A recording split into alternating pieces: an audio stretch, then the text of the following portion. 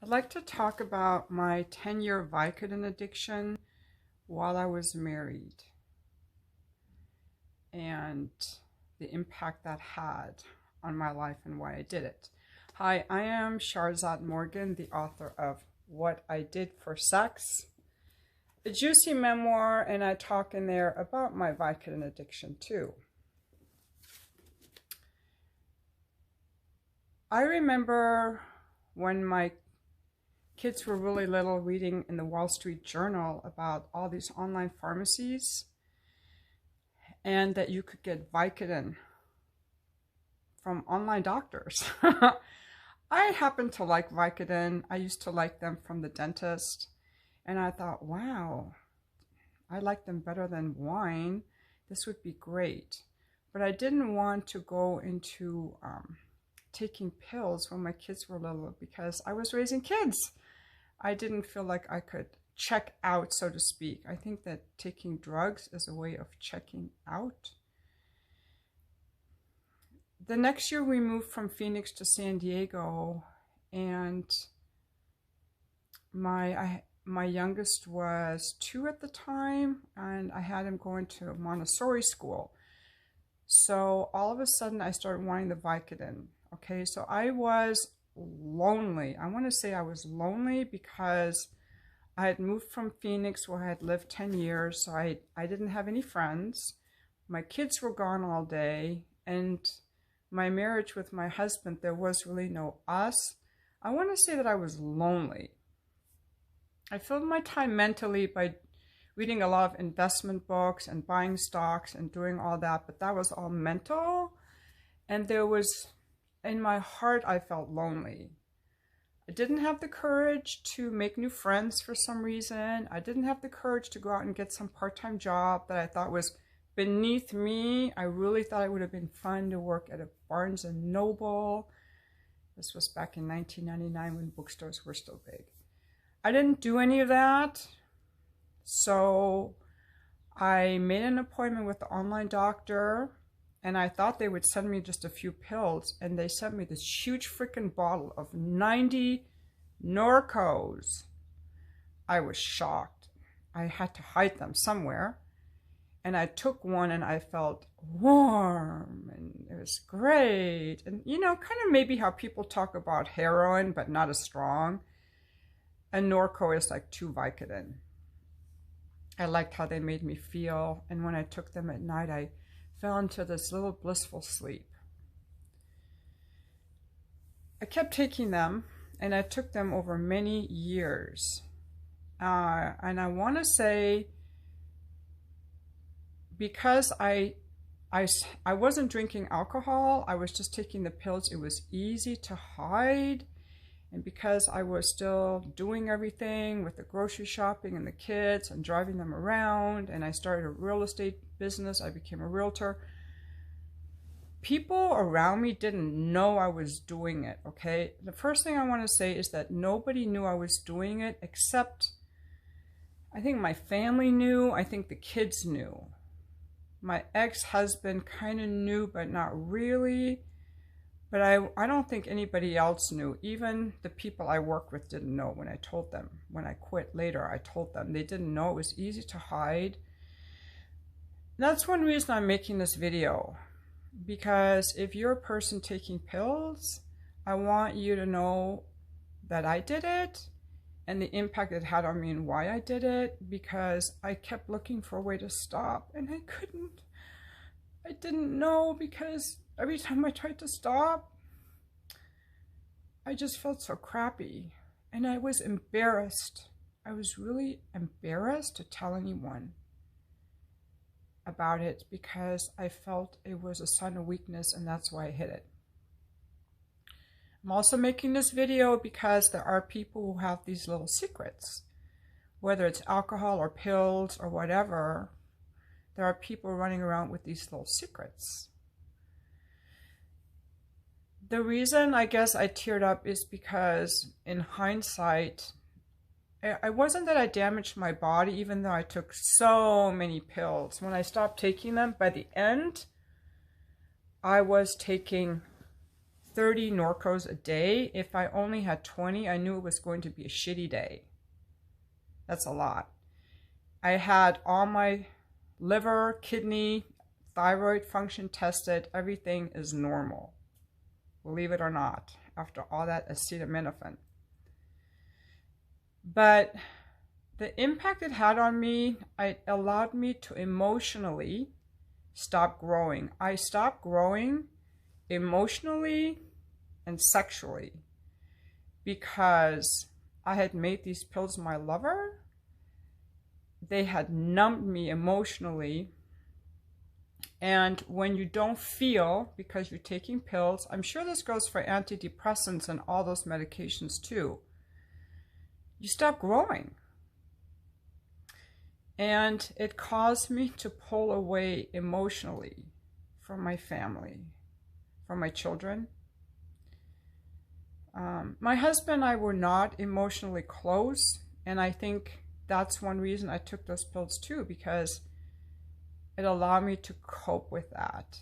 You know, after I quit and I told him, he goes, "Was I that horrible to be married to that you had to take those pills?" And I said, "No, because he wasn't horrible to me." But in hindsight, I would have to say yes, because it was what he didn't do that was so damaging to our relationship. It's what he didn't do. In hindsight, you know, when I think about this now, and I've been divorced 8 years.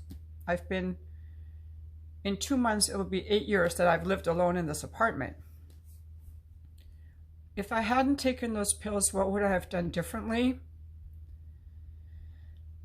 You know, you guys, I really don't freaking know, because I was unhappy in that marriage. And when I wanted to work on these things, which periodically I would bring up, not often, he would say no. But he was a good father and he loved me. And I didn't want to be a single mom. I didn't want to be a single mom. I didn't want to struggle, have my kids in daycare all day,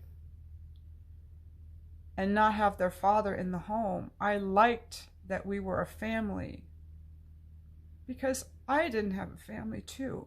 He was a good person for the family. And I remember thinking, you know, I'm so fortunate to have this family. But the only way I could have the family was to check out of him. So life isn't always easy. In hindsight, if this Charizard that you see now, if I would transplant myself back into then, I would have just given him an ultimatum. I would have said, you know, we need to work on this relationship or I'm leaving. I'm not going to be in a marriage that is not fully functional. I'm leaving. And I would have just dealt with it. But then I would have had these little kids that would have been having to be raised in separate homes, but I probably would have done it. But my life would have been super fucking hard. Single moms have it super freaking hard. So maybe I just took the easy way out, you know. The Vicodin made it so I was numbed emotionally. After I stopped taking them, I remember I was crying. I became more emotional. Everyone in my family was freaking out. Mom is crying. The kids had never seen me cry. My ex-husband, I don't think he'd ever seen me cry. It wasn't that I was this very serious person, but I wasn't. They had numbed my emotions to where I didn't cry, and I started thinking, what is wrong with me? So I started asking my normal friends, I asked one of my friends, how often do you cry? And she goes, at least a couple times a month. And I cry often now. I'll cry for like 10 seconds or 5 seconds or 15 seconds. several times a week. Like it's normal. Women feel things. We cry. But I hadn't cried. I also lost my sex drive because even now, if I take some Tylenol or ibuprofen, it's harder for me to come. They numb the body. I lost my sex drive. It was years. I didn't masturbate for years. I had already stopped having sex with my husband. I didn't like how he fucked me. He would reach over, stick it in me, and it'd be over in 1 or 2 minutes. I would love to make a movie of my book, The Fuck List, and the opening scene would be laying there like a boring married sex. Like I'm just laying on my back, looking up at the ceiling while he's just thrusting on top of me. And then he would be like making no noise when he comes. And then he would roll over and I'd be like, good for me. I, fucked my man so he didn't have to go get a hooker. Or good for me. I'm a married woman fucking my husband. But it just got really like, I didn't like being groped in my bed anymore. It just felt like he just groped me and it wasn't fun, even though I used to like sex. I started thinking back about the times I had sex with guys I liked fucking that let me be on top and grab my ass and all that. And I thought maybe I just married the wrong guy. But I never cheated on him, except with the pills. I did cheat on him with the pills, and that was cheating. It wasn't honest. I spent a lot of his money, and I disengaged from the relationship. Now, and part of me was also disappointed in him and expecting him to do something. I was pulling away. As he told me later, he goes, Sharzad, you were just pulling away more and more and getting colder and colder. And I decided that when the kids were all grown up, I was going to leave you. That's what he told me later. But it happened so gradually, like a frog boiling in water. I was getting colder and colder and colder toward him, or less interested, I want to say. And it would be like, my ex-husband is, I need to marry someone like my ex-husband again, but more emotionally open. He's such awesome. He, so adventurous, and he was like, played adult soccer and basketball leagues in his 50s, and he would always take the kids on an adventure, and he could fix everything. I don't want him again, but he was a cool guy. That's why I stayed with him so long.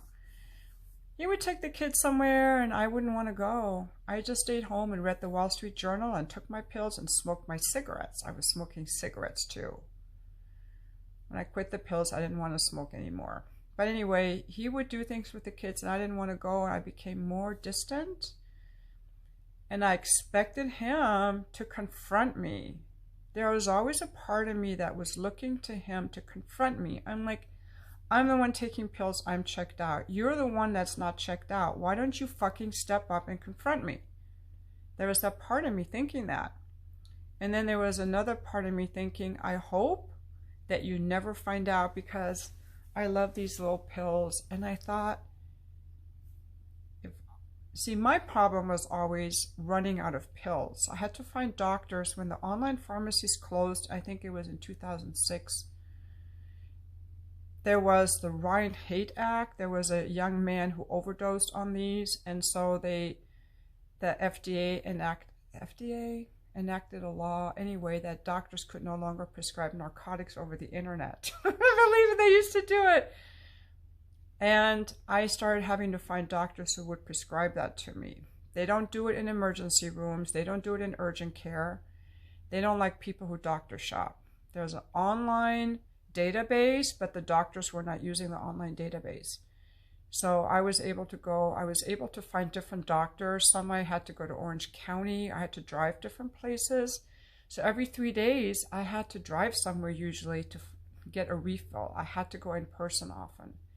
Or I had to find new doctors. And sometimes they would just give me 30 Vicodin and that's it. And I needed like 90 or 120 Norcos.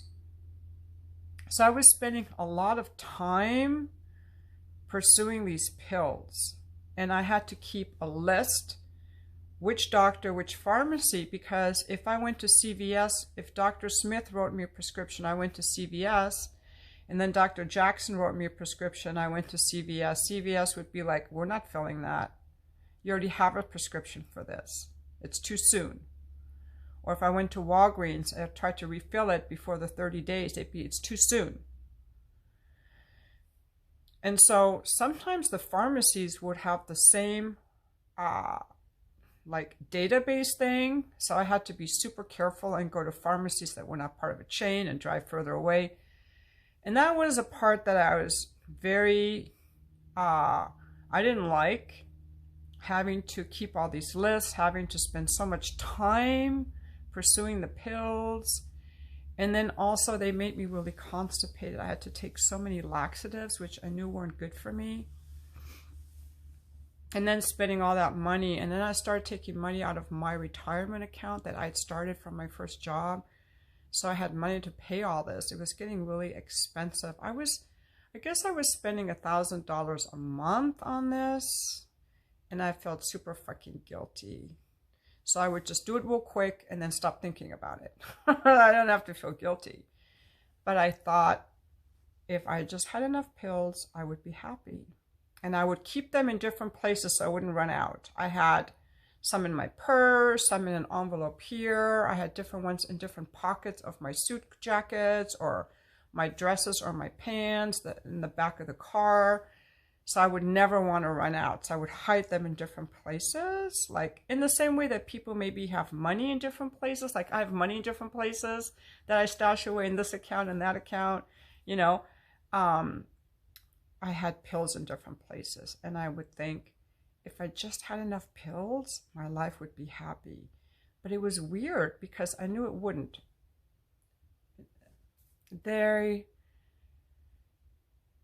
You can't get high anymore the more you take them. Like if I would take 2, I would feel good. But if I would take 2 again, it wouldn't change how I felt. Okay? So the only way I could keep getting high off the pills, I would have to let myself go into withdrawal.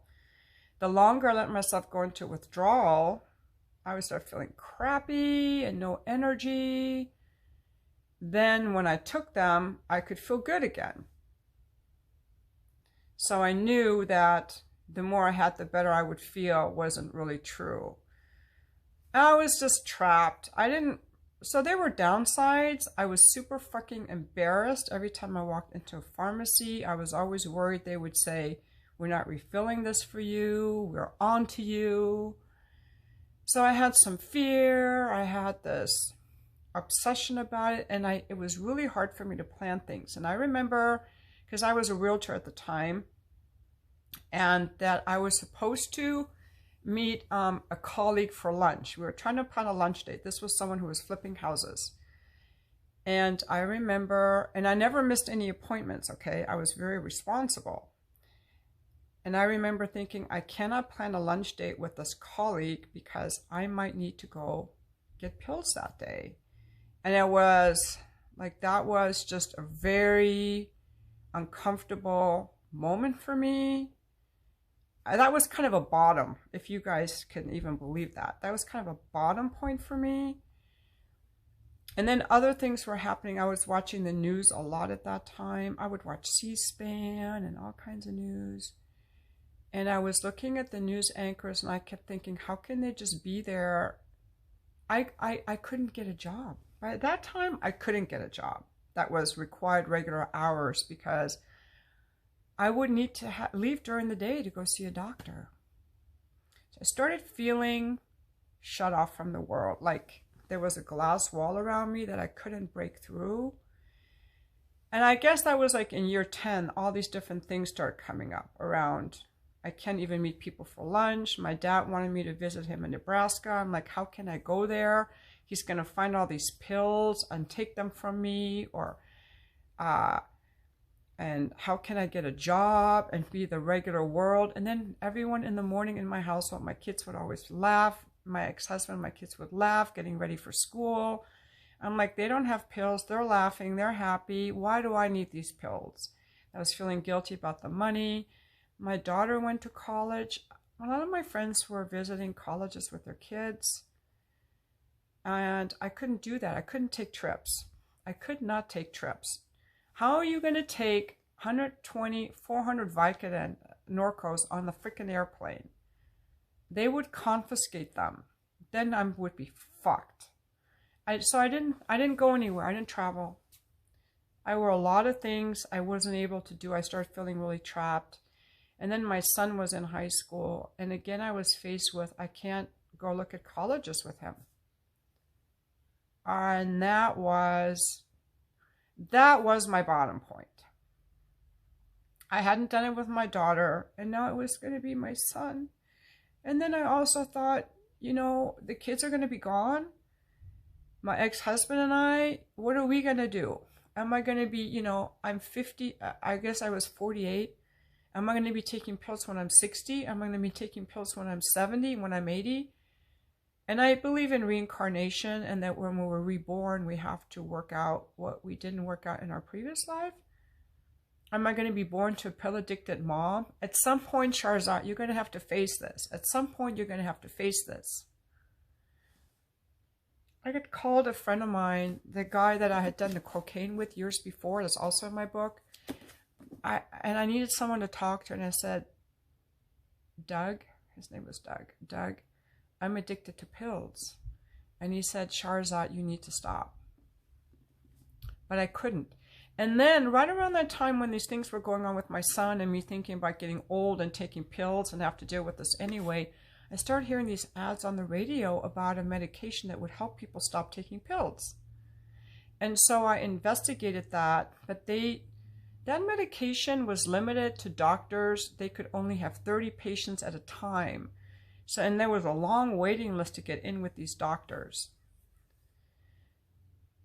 But I started calling them and making an appointment. I couldn't get in with anyone. I finally found someone I could get in with. But before that happened, one more thing happened. I was just very close to stopping. I had all these reasons to stop. And I had to make another repeat appointment with a doctor to get a refill. And he wasn't in, but another doctor in the office saw me, this woman. And I told her I had back pain. I was making up stories about my pain. This is why I forgot to mention, I was pretending I was in pain. I had no pain. She said, okay, for your back pain. I said, the only thing that works for me is Vicodin. Nothing else works. That's drug-seeking behavior. And she said, okay, I'll write you a prescription for some Vicodin. I said, why don't you call it in for me? She looked up. I guess that was a red flag. In hindsight, it was a red flag because she looked up. Call it. I said, why don't you call into the Rite Aid there in Poway, right? Call it in. She looked up, and she said, okay. I paid and I left. And there at the front of the desk where I checked out was a little stand that had the name of that medication to help people get off narcotics. It was called Suboxone. I saw it there. I thought, that's interesting. I drove home and she called me. Now remember, you guys, I told you there was this database, but people were not checking the database. Doctors had never checked the database. She called me. She said, I checked the database. It was called Cures, capital C-U-R-E-S. You're buying a lot of pills. Are you selling them? She thought I was selling the pills. I did not look like a druggie. I did not look like a druggie. I said, no, I'm taking them. And because she was so nice to me, I didn't have to resist her. And I was so glad that she talked to me. I guess she was probably the reason I stopped when I did. And she said, we started talking. I said, I saw that stand in your office about the Suboxone. I really want to stop. I would like to take the Suboxone to help me stop. She said, well, I can't prescribe that for you. Only psychiatrists can prescribe that for you. I said, do you know anyone? She said, I don't. I don't know if she said I don't or here's a name, but I went that day and I found someone. And I made an appointment. And that was in March of 2010. I did go then. Oh yeah, I went up to UC Davis with my son to look at UC Davis as a school for him to go to. I remember that, but I still had the Vicodin. And at the airport on the way home, that doctor called me back, that psychiatrist, to confirm the appointment, and I had the appointment. and I made the appointment. I saw the doctor. She was wonderful, wonderful. She prescribed me the Suboxone. I did take it for 6 months, and then I stopped taking it. Don't get on Suboxone, guys. You have to get off of that. Just stop. In hindsight, what I should have just done is taken Valium for 3 days and just be done with it, okay? Don't take Suboxone and any of that crap. And people who are on, what is that thing that people take when they get off heroin that starts with an M? The name right now escapes me. That's just a heavy drug. You just, antidepressants, anti-anxiety, Suboxone, all those things, they're just drugs that change your state of mind and keep you from growing emotionally. They're all drugs, mind-altering drugs. So just stop everything if you want to be like totally sober and empowered, and just deal with what's going on internally so you can deal with your life powerfully. She said, you have to tell your husband. I said, I can never tell my husband. He's going to kill me. Not literally. He's going to be mad. He's going to be pissed off. And he's not going to care that I took the pills. He's going to be mad that I spent all that money. That's what he's going to be mad about. I can never tell him. Well, I did eventually have to tell him, and that's all in my book. I invite you to read my book. I don't want to make this video too long. But when I stopped taking them, I started going to 12-step meetings. And I want to tell you, people like my videos. I learned how to be so honest in those 12-step meetings. I was so moved and my heart so opened because people were sharing so authentically. And I didn't judge people when they shared authentically. I didn't judge them. I felt closer to them. And I started sharing authentically and how I was in love. I started really falling in love with my husband. And I started sharing about that. And these old timers would come up to me after the meeting and be like, I just love what you said about your husband. And I was like, really? I didn't know that. Well, I know that now, that men like that. I'm like, wow, these old timers love what I'm sharing. And I got pretty involved. I got a sponsor. I started a Narcotics Anonymous meeting in Carlsbad, a women's meeting. I was going to a lot of women's meetings, and there I really felt my heart so open. My heart was really opening in those women's meetings. That's where it really opened. And then I was taking all that love home and giving it to my husband. I want to say while I was taking the pills, I was meditating twice a day, and I was exercising regularly and riding the bike and running. So I was super fit. I was still meditating. We were still buying organic food. I was taking my kids to their activities. So I was doing a lot of things that were super healthy. I wasn't drinking any alcohol. Like I'd be like, okay, New Year's, I'm going to have some alcohol, but I wouldn't, because alcohol ruined my high. Just a sip of alcohol ruined my little Vicodin buzz. So there were a lot of things I was doing right, but it still had a negative impact on me. Anyway, I went to the 12-step meetings for probably a couple years, and then I just stopped going altogether. I don't believe that we're powerless over our addictions. I don't believe that anyone is an alcoholic. I think that people do those things because they want to alter their moods.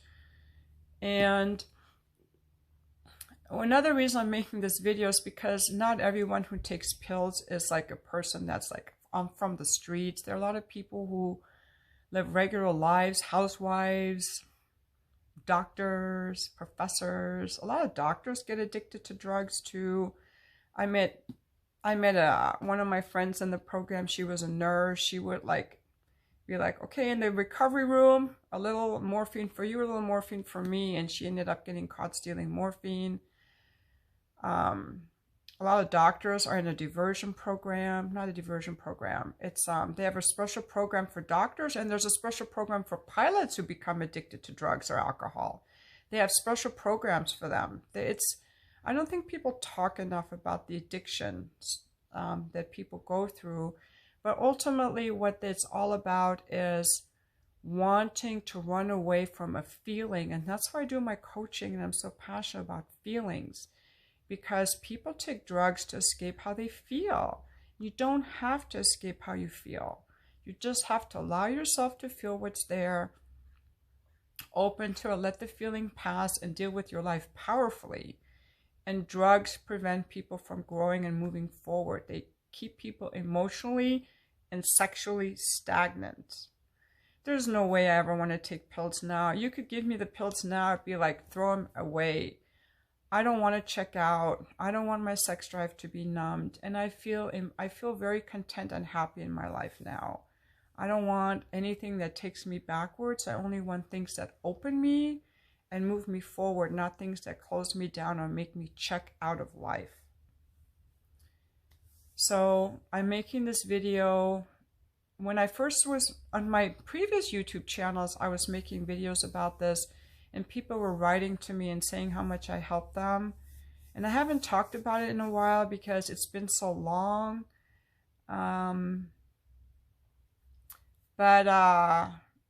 Yeah, if you have questions about addiction or whatever, you know, you can write to me. If you want to share your story or anything like that, feel free to write to me. You can definitely stop.